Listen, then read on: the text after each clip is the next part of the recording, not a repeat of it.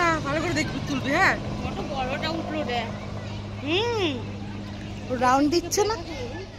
Good morning everyone, তোমরা কেমন আছো? ভালো আছো? আমরাও ভালো আছি।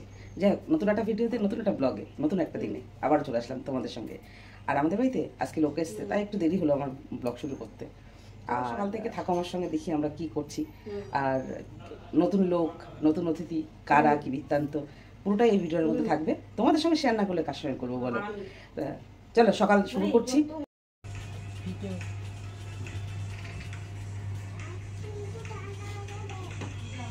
যদি বসে না, তোমার মুখ কোথায় যাবে? তুমি সেই বাড়ি গেছো, থাকে খেয়েছো, রান্না করেছো, লজ্জা করে না? একবারে কি চিন্তা করোনি? খাতে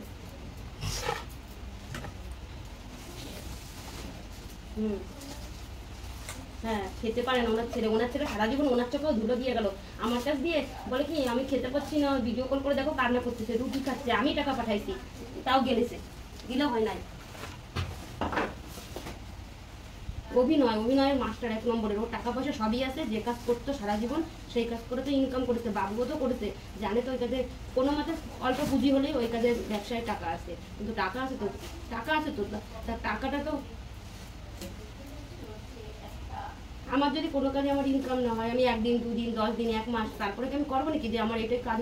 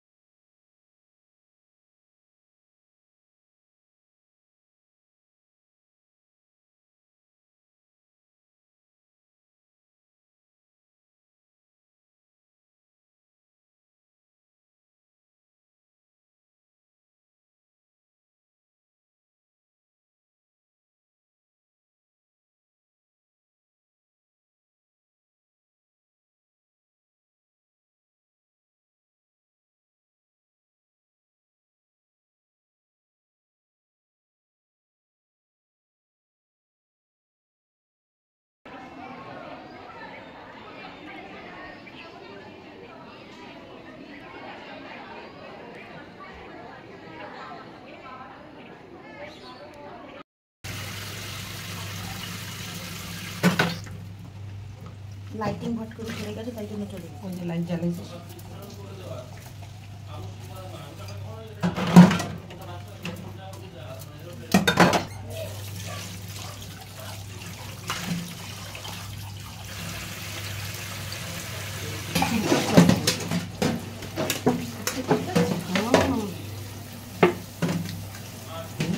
তাহলে কতটা ইয়ে হবে না তো?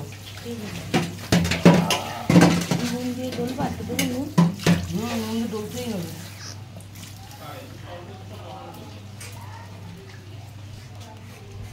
আর